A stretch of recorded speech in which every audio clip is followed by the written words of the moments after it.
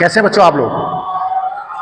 बच्चों बात कर रहे थे इंटरमीडिएट में जो इंपॉर्टेंट टॉपिक है आपके मैथमेटिक्स में एनसीईआरटी के बुक में, उसमें प्रायिकता एक मेन टॉपिक है।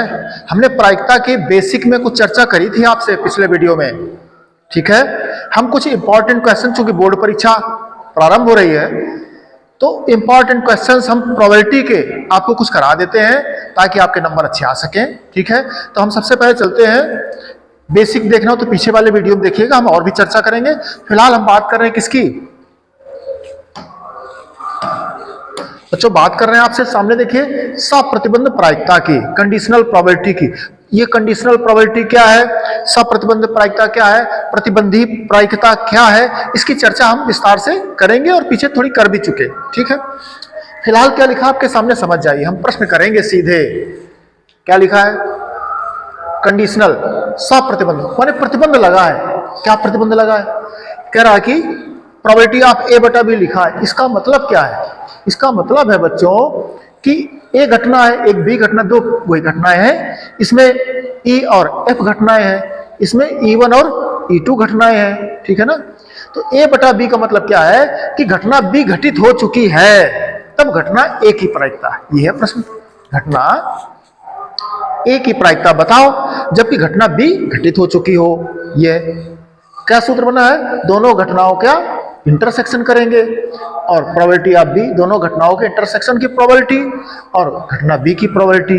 इसी प्रकार नीचे देख लो, इसमें E1 E2 घटना है, तो E1 घटना की प्रोबेबिलिटी कब? जब E2 घटित हो चुकी हो, अर्थात E2 घटित हो गई हो तो E1 की प्रायिकता, यही हमने लिख दिया आगे, दोनों का इंटरसेक्शन बटे प्रोबेबिलिटी ऑफ E2, ठीक बच्चों। ये लिख दिया हमने, घटना ए की प्रायिकता जबकि घटना बी घटित हो चुकी हो। यहां पर भी घटना E1 की प्रायिकता जबकि घटना E2 घटित हो चुकी हो। सिंपल सी बात है, आगे चलेंगे।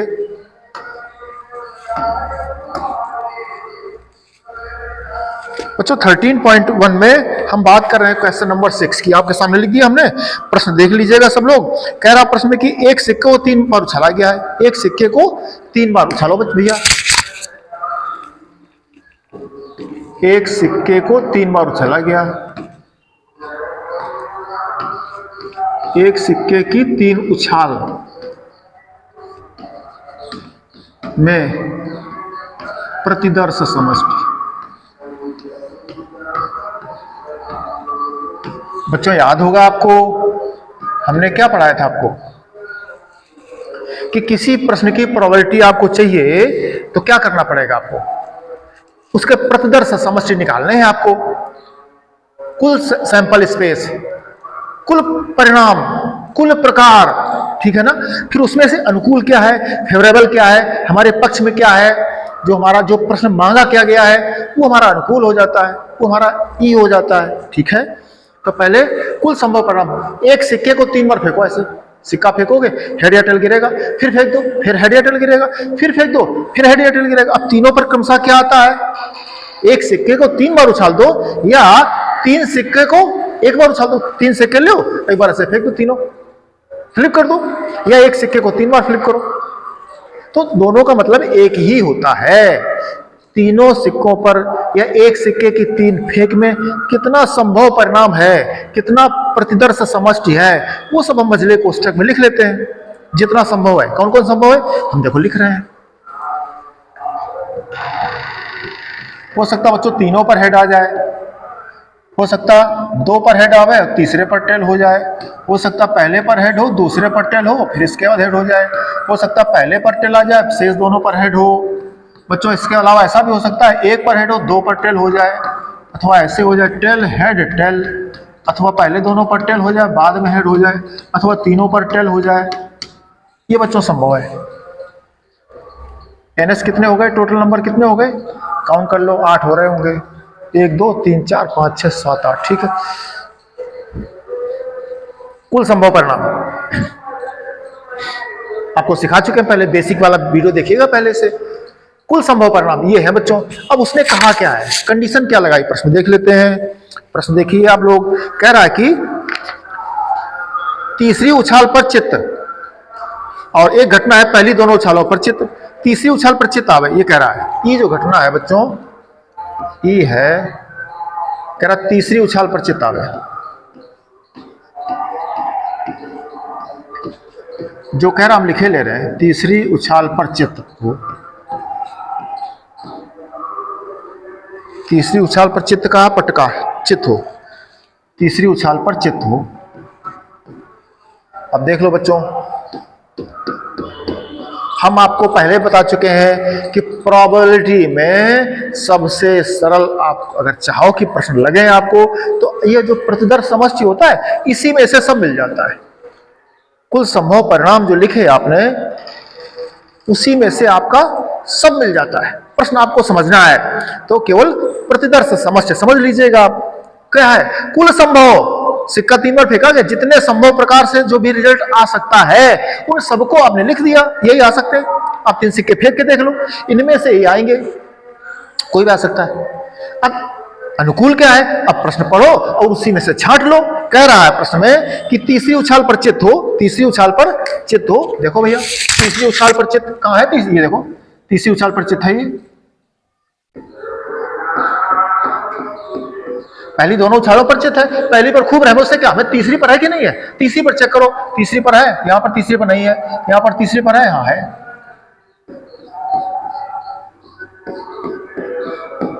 और ये भी है,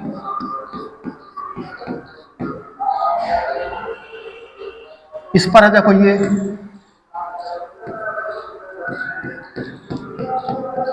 और बस तीसरी उछाल पर चित्र कितना हो गया बच्चों? देख लो ये रहा। एन ई कितने हो गए? कितने नंबर हो गए? इसके संख्या कितनी हो गई? नंबर ऑफ ई, इवेंट में, ई घटना में कितने संख्याएं हैं? 1 2 3 4। अब देखो बच्चों आगे उसने क्या कहा है? एफ घटना उसने प्रश्न में कहा बच्चों, आप देख लीजिए प्रश्न। कह रहा पहली दोनों उछालों पर चित्त हो, पहली दोनों उछालों पर चित्त हो। फिर उसी से देखेंगे, लिख दें पहली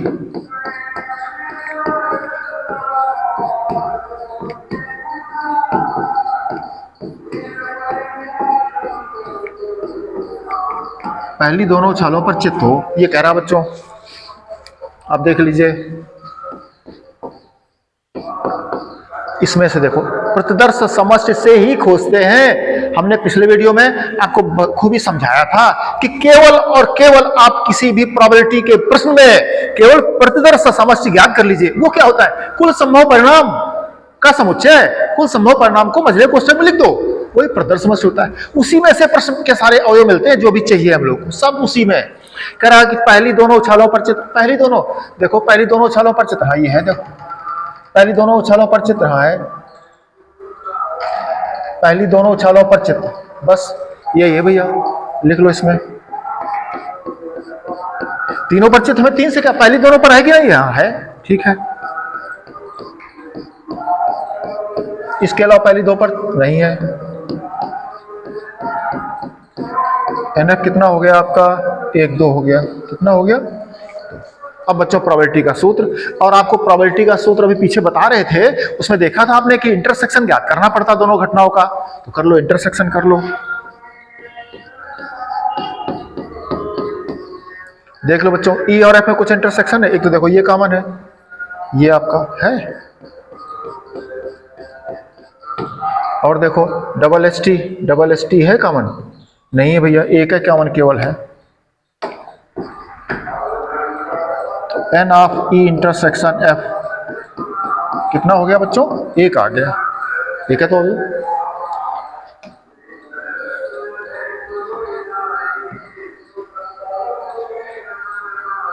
अब बच्चों प्रोबेबिलिटी निकाल लो। किसकी प्रोबेबिलिटी चाहिए आपको? प्रोबेबिलिटी ऑफ, सूत्र पर लगा लो। क्या सूत्र चाहिए होता? आपको सूत्र चाहिए बच्चों, पूछा उसने है ई ऑफ एफ। ई की प्रोबेबिलिटी बताओ जब एफ पहले से ज्ञात हो, एफ पहले से घटित हो चुका हो, तब क्या सूत्र बताएगा आपको? प्रोबेबिलिटी ऑफ एफ,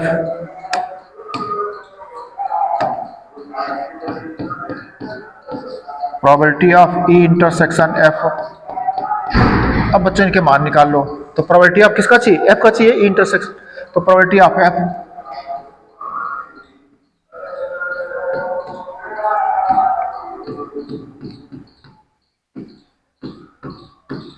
याद है बच्चों आपको? क्या सिखाएगा था? किसी भी घटना की प्रोबेबिलिटी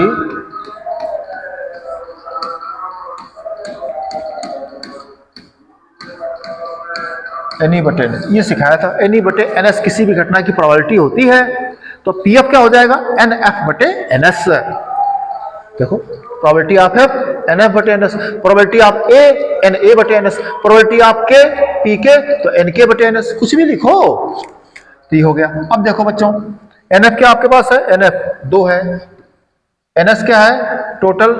एन एस 8 है, बटे में आ जाओ, ये तो हो गया। एन एफ क्या था? 2, एन एस क्या था? 8। अब हमें चाहिए प्रोबेबिलिटी ऑफ किसकी? ई इंटरसेक्शन एफ की। तो वही सूत्र है, ई की जगह की ई इंटरसेक्शन एफ आ जाएगा। N of E intersection F बटे एन एस बराबर, एन एस तो आपका सबको पता है 8 ही है, वो लिखा है। N of E intersection F का मान 1 है, ठीक है, मान रख दो चल के बच्चों। पी इंटरसेक्शन एफ का मान आपका 1/8 आया है और इसका मान आपका 2/8 आया है। तो कितना आ गया प्रोबेबिलिटी बच्चों? 1/2 आ गया। कितना आ गया? 1/2। क्या कराया हमने? एक सिक्के को 3 बार फेंक दिया या 3 सिक्के एक साथ फेंक दिए तो क्या मिलता? कुल संभव परिणाम। इसी में से बच्चों देखो कह रहा तीसरी उछाल पर चित्त हो, तीसरी उछाल पर चित्त ये हो गया, तीसरी उछाल पर चित्त ये हो गया, तीसरी उछाल पर चित्त ये हो गया, बस 3 आ गए थे आपके। तीसरी उछाल पर चित्र, तीसरी उछाल पर चित्र, ये तीसरी उछाल पर चित्र, ठीक है, और एक ये आ गया था।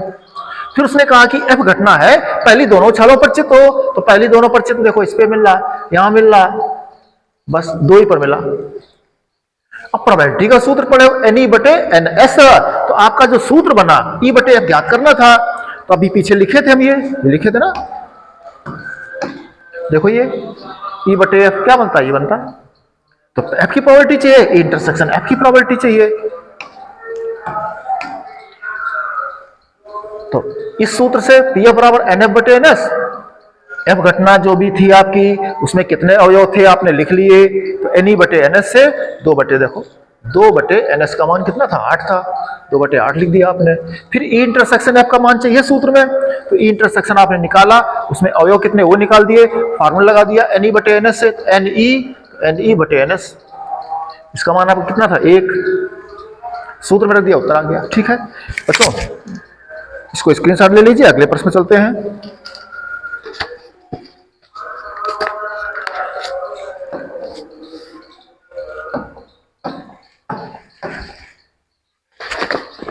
अब बच्चों उसने क्या कहा है? ई कह रहा है, सेकेंड पार्ट देखिए,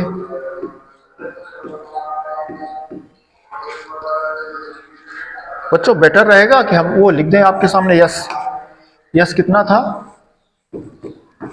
एक सिक्के को 3 बार फेंका गया था, क्या मिल रहा था? तीनों पर हेड हो, या पहले 2 पर हेड हो फिर टेल हो, फिर पहले पर हेड दूसरे पर टेल फिर हेड हो, या पहले पर टेल दोनों पर हेड हो, या बच्चों क्या हो?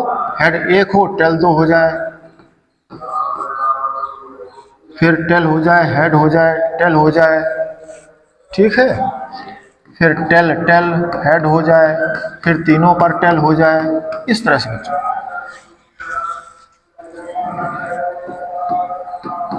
कितने आ गए? 8। ठीक बच्चों, आगे चलें। उसने कहा बच्चों एक सिक्के को 3 बार उछालने पर ये कुल संभव परिणाम बनते हैं 1 2 3 4 5 6 7 8। ठीक है, आगे चलें। कह रहा है कि न्यूनतम 2 चित्त हो, ये घटना कह रहा है न्यूनतम 2 चित्त हो, न्यूनतम 2 चित्त हो।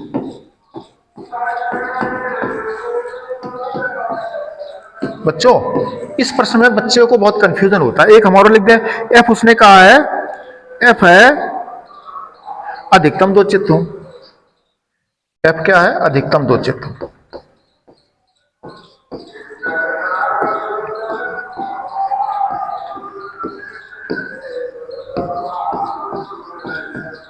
अधिकतम 2 चित्त देख लो। अब बच्चों लिख देते हैं क्या कह रहा, पढ़ो प्रश्न को। एक सिक्के को 3 बार फेंका गया, कह रहा 3 बार फेंका गया तो अधिकतम न्यूनतम 2 चित्त हो। कहां से मिलेगा? उसी से प्रदर्श समष्टि जो आप लिख लेते हो उसी में से सब मिलता है, चाहे ई हो चाहे एफ हो, कोई प्रश्न पूरा लग जाता है। सबसे बढ़िया तरीका बताया गया प्रोबेबिलिटी में आपको। तो देखो न्यूनतम कम से कम दो चित्त होए, ज्यादा से ज्यादा सफेद चित्त हो जाए कोई दिक्कत नहीं, दो चित्त कम से कम होए, एक चित्त होगा तो नहीं लेंगे, कम से कम दो चित्त, कम से कम दो चित्त। देखो ये है, हाँ है, तीन है, 5 बने रहे 20 बने, हमें क्या कम से कम दो तो है, हाँ दो है, दो है चित्त, हाँ है, दो है चित्त, हाँ है, दो है, हाँ है, इसमें दो चित्त है, दो चित्त है नहीं है, कम से कम दो चित्त जरूर होए, दो से ज्यादा कितने हो जाए लेकिन कम से कम दो तो है, दो से कम नहीं। तो दो चित्त हो तो कौन पहला हो जाएगा, तीनों ये हो जाएगा।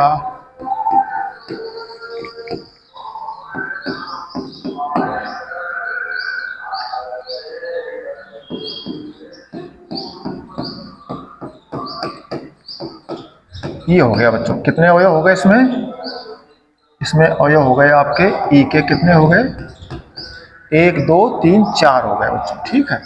आगे चलो, अधिकतम दो, अब बच्चों कह रहा अधिकतम मैक्सिमम कितने, अधिकतम ज्यादा से ज्यादा दो चित्त हो, दो से ज्यादा नहीं स्वीकार होंगे, दो से ज्यादा स्वीकार, देखो 3 है इसमें, ये स्वीकार नहीं होगा।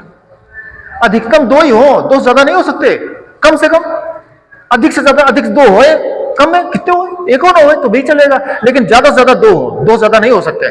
तो ये बच्चों सब आ जाएगा केवल इसको छोड़ करके, तो लिख जाओ।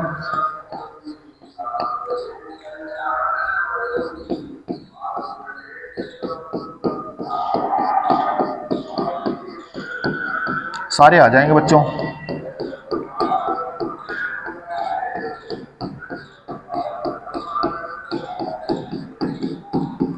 एक और चित्त नहीं है, कह रहा कम से कम, कह रहा अधिकतम दो चित्त हो, अधिक से अधिक दो चित्त, इसमें चित्त नहीं है कोई दिक्कत नहीं, ज्यादा से ज्यादा एक और चित्त, इसमें एक चित्त है, इसमें देखो दो चित्त है, अधिक से अधिक दो चित्त आए, 3 वाला चित्त हमने छोड़ दिया क्योंकि 3 हो नहीं सकते, दो से ज्यादा नहीं हो सकते, और दो से कम एक और हो, इस तरह समझना पड़ेगा बच्चों। इसमें एनएफ कितना हो गया आपका, 1 2 3 4 5 6 7 हो गए। सूत्र बच्चों याद होगा आपको, अगर चाहिए हमें ई बटा एफ चाहिए, क्या चाहिए, ई बटा एफ।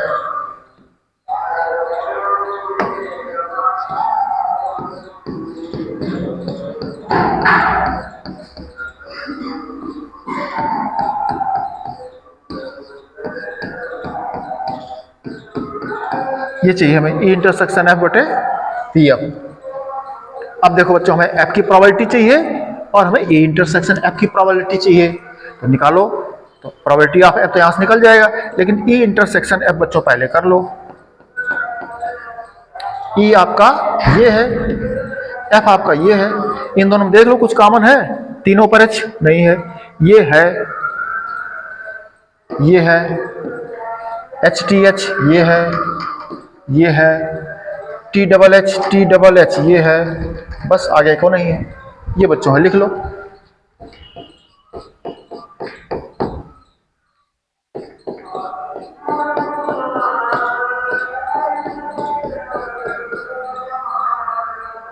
कहां चला गया, ये तो हो ही नहीं रहा, कौन कौन हो रहे थे, कॉमन कर रहे थे ना, डबल एच टी, हाँ ठीक है, एच टी एच ठीक है, फिर टी डबल एच ठीक है, फिर और नहीं,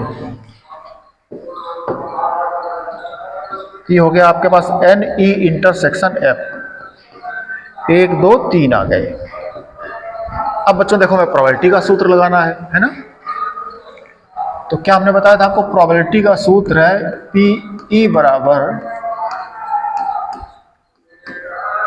प्रोबेबिलिटी का सूत्र है, नीचे लिख दें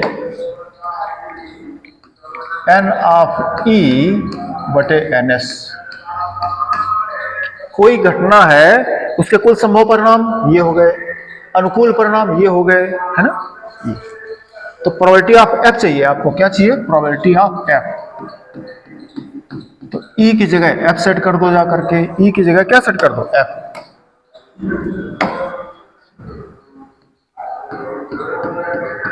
एन एफ बटे एन एस। तो देखो बच्चों एन एफ कितना आया था, एन एफ 7 है, और एन एस कितना था, टोटल नंबर ऑफ एस 8 था आपका, ठीक है। इसी प्रकार से बच्चों प्रोबेबिलिटी निकालो ई इंटरसेक्शन एफ की,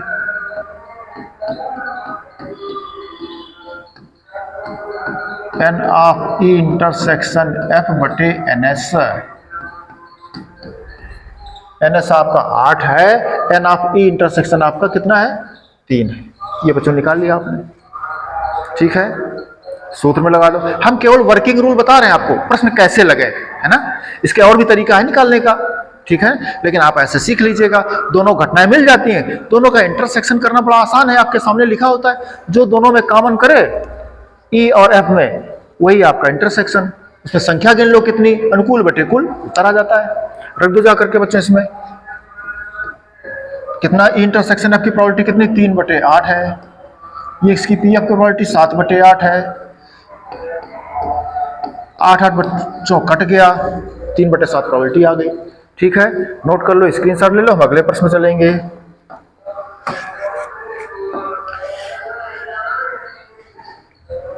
अब की थर्ड पार्ट बच्चों हो गया।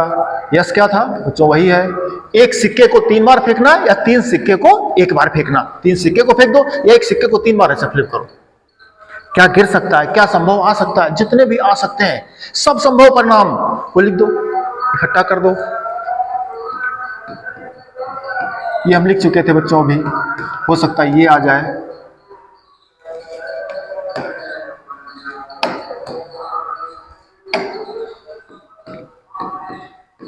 पहले 2 पर हेड हो जाए, फिर पहले पर हेड दूसरे पर टेल फिर हेड हो जाए, पहले पर टेल फिर दोनों पर हेड हो जाए, पहले दोनों पर हेड हो जाए और दोनों पर टेल हो जाए, एक पर हेड हो जाए, ठीक है, फिर टेल हेड टेल हो जाए, पहले दोनों पर टेल हो जाए, शेष हेड हो जाए, तीनों पर टेल हो जाए बच्चों, 1 2 3 4 5 6 7 8, कितने हो गए आपके एन एस हो गए 8। अब बच्चों उसने 2 घटनाएं कही हैं, इनको देखना पड़ेगा। प्रश्न देख लीजिए आप सामने, अधिकतम 2 पट, अधिकतम 2 पट बच्चों कह रहा है।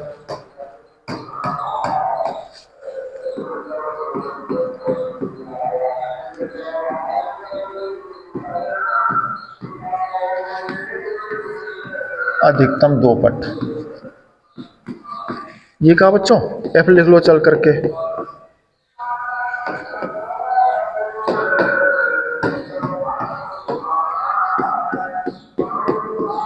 एफ कह रहा है कि न्यूनतम 1 पट हो, क्या हो, न्यूनतम 1 पट हो, ठीक है,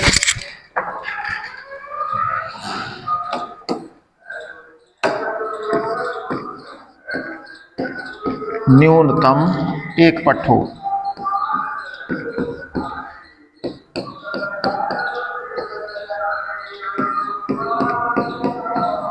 क्या ट्रिक सिखाई हमने बच्चों आपको, हमने आपको सिखाया है कि वो जो प्रतिदर्श समष्टि लिखा है उसी में से ई और एफ हमको मिल जाते हैं। यही नहीं, सारे प्रश्नों, जितने प्रश्न प्रोबेबिलिटी में करेंगे सब में जो प्रतिदर्श समष्टि लिख लेते हैं, आप खुद ही सिक्के 3 फेंक के देख लो क्या क्या आ सकता है, वो लिख दिए, उसी में से आपके सब घटनाएं मिल जाती है ई और एफ, और फिर सबके मान निकल जाते हैं। बड़ा सिंपल है, सूत्र याद कर लीजिए, चलते हैं। तो अधिकतम 2 पट, क्या कर, अधिक से अधिक 2 पट हो, अधिक से अधिक क्या, 3 पट नहीं चलेंगे, 3 पट किस पे, ये नहीं चलेगा, अधिकतम 2 पट, 2 पट लिख लो चल के बच्चों, अधिकतम 2 पट, पट कितने, अधिकतम 2 से ज्यादा पट नहीं हो सकते, कम तो हो सकते हैं, एक पट ना हो, 1 पट हो चल जाएगा, अधिक से अधिक 2 पट, 2 से ज्यादा पट नहीं चलेगा, वो नहीं चलेगा, से सब आ जाएंगे, लिख दो।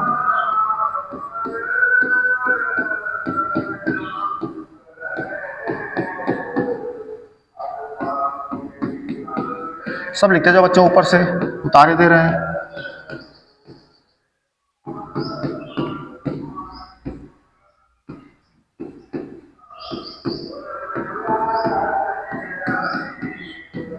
वो नहीं लिखा जाएगा, बस छोड़ दो। देख लो भैया कितने इसमें संख्याएं हैं, एन ऑफ ई, हमें एन ऑफ ई की जरूरत नहीं पड़ती, 1 2 3 4 5 6 7, एन बटे एन एस निकाल सकते हैं प्रोबेबिलिटी अगर पूछा जाए तो, अगर एफ बटे ई कहते तो मैं निकालना पड़ जाए। चले, एफ का मान देखो, न्यूनतम 1 पट हो, 1 पट कम से कम जरूर हो, न्यूनतम का मतलब क्या है, मिनिमम, कम से कम, न्यूनतम 1 पट जरूर हो, है ना, एक तो हो ही करे, ऐसे ना, एक तो हो ही करे, और ज्यादा हम कितने सब पे हो जाए कोई दिक्कत नहीं, 1 पे हो, 2 पर हो, 3 पर, 1 पर जरूर रहे, पट जरूर हो, माने इस पे का मतलब क्या है, ये वाला बच्चों नहीं रहेगा, इसमें एको पट नहीं है, तीनों पर है, एको पट नहीं है, कम से कम एक तो होए, हाँ एक है, हाँ इस पर 2 पर है, इस पर 3 पर है, वहां चल जाएगा। लेकिन ये जो है एको पट नहीं है, एक तो होए, तो ये नहीं चलेगा। शेष सब लिख जाओ बच्चों।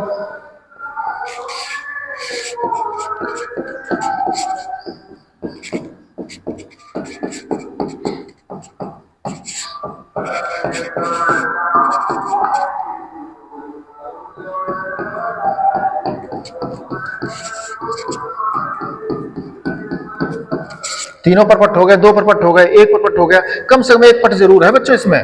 नंबर लिख लो कितना आया, एन ऑफ एफ 1 2 3 4 5 6 7 आया।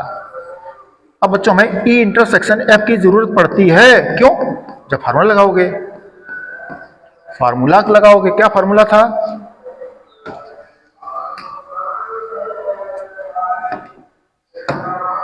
हमें प्रश्न चाहिए ई बटे एफ, उसने पूछा है,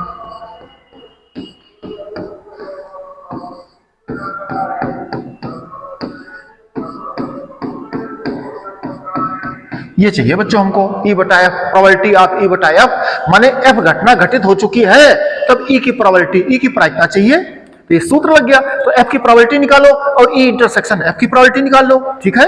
तो प्रोबेबिलिटी का सूत्र क्या पढ़े हो, प्रोबेबिलिटी का सूत्र बच्चों आपको हमने पढ़ाया है, probability of E is equal to N E बटे एन एस,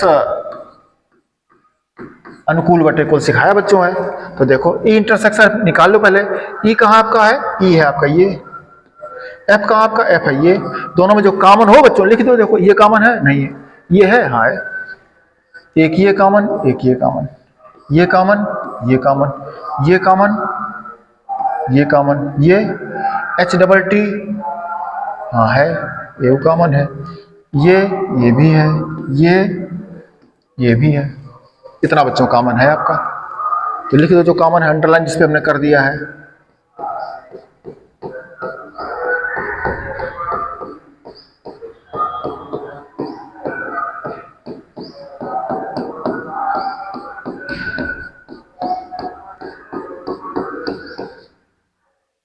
ठीक है, इतना बच्चों कॉमन आ गया। क्या संख्या कितनी आ गई इसकी, N of E intersection F की, काउंट कर लो, 1 2 3 4 5 6 आ गया बच्चों। ई इंटरसेक्शन एफ कहां से आता है, जो ई लिखते हो आप, जो प्रश्न में दिया होता है, इसे ढूंढ कर निकाल लेते हैं, एफ भी उसी से निकाल लेते हैं, फिर ई और एफ दोनों का, एफ का और ई का, दोनों में जो कॉमन हो सेम मिल रहे हैं उनको रख लो, इतना ही करना होता है। फिर संख्या कर लो, काउंट कर लो, गिनती गिन लो, फिर सूत्र लगा दो एन ई बटे एन एस का। अब हमें प्रोबेबिलिटी ऑफ एफ चाहिए, तो पी लिखा है, ई की जगह एफ सेट कर दो, probability of F is equal to N of F बटे एन एस। तो एन ऑफ एफ बच्चों लिख चुके हो आप, 7 है, एन एस कितना था, 8 था आपका। आगे चले बच्चों, हमें चाहिए सूत्र में किसकी, इसकी प्रोबेबिलिटी चाहिए, ई इंटरसेक्शन एफ की, वही सूत्र ई बटे एन एस, तो आपकी ई की जगह ये आ गया है, तो एन ऑफ ई माने ये ई इंटरसेक्शन एफ बटे एन एस, तो रख दो, N of E intersection F का मान बच्चों 6 है, एन एस का मान आपका कितना था, 8 था। इस तरह से बच्चों जाओ सूत्र में रख दो जाकर के मान इसमें, तो probability of E intersection F कितना था, 6 बटे 8 था, प्रोबेबिलिटी ऑफ एफ कितना था, 7 बटे 8 था बच्चों, 8 से 8 कट जाएगा, 6 बटे 7 आ रहा, ये आपका आंसर है। नोट कर लीजिए, स्क्रीनशॉट ले लीजिए, हट जाए सामने से, ठीक है। क्या सीखा बच्चों आपने, क्या सीखा, ये सीखा कंडीशनल प्रोबेबिलिटी, घटना ए की प्रायिकता जब भी घटना घट चुकी हो, घटना ई की प्रायिकता जब घटना एफ घटित चुकी हो, E1 की प्रायिकता जब घटना E2 घट चुकी हो, तो सूत्र प्रोबेबिलिटी ऑफ E2 और दोनों के इंटरसेक्शन का प्रोबेबिलिटी, ये सूत्र लगाया गया, बताया गया आपको, है ना, सामने लिख भी दिया हमने, ए की घटना की प्रायिकता जब घटना बी घटित हो चुकी हो। इस प्रकार से बच्चों आपने सारे प्रश्न करे और आपने देखा कि किसी भी प्रश्न का क्या करते हैं, कुल संभव परिणाम, कुल संभव, जैसे लूडो का पासा फेंक दो तो 5 से पर क्या गिरेगा, बिंदी होते हैं उसमें, हो सकता है 1 बिंदी गिरे, हो सकता है 2 बिंदी गिरे, हो सकता है ऐसे 4 5 6 प्रकार हो सकते हैं कुल संभव, उसी में से अनुकूल मिल जाते हैं घटनाएं जो प्रश्न में होती हैं, है ना। तो आपने देखा कुल प्रदर्श समष्टि से सारा प्रश्न हमारा लग जाता है। तो आपको क्या सीखना है, हम क्या गुरु मंत्र दे रहे हैं आपको, आपको किसी भी प्रश्न में जो घटना दिए गए हों उसमें से आपको कुल प्रतिदर्श समष्टि निकालना है। प्रतिदर्श समष्टि क्या होता है, सैंपल स्पेस, संभव परिणाम, जो घटना है उसके कुल कितने रिजल्ट मिल सकते हैं, कितने आ सकते हैं परिणाम, रिजल्ट क्या क्या हो सकता है, वो सब लिख दो, इकट्ठा कर दो बजले कोष्ठक में, वही सैंपल स्पेस होता है। काउंटिंग कर लो कितने संख्या है, एनएस लिख दिया, नंबर ऑफ एस फॉर समष्टि है ना। तो इस तरह से बच्चों एस फॉर सैंपल स्पेस है, तो इस तरह से प्रश्न आपका लग जाता है। ये फार्मूला याद रखिए, इसका प्रयोग कर लेते हैं, ठीक, ये नोट करो, हम आगे चलते हैं।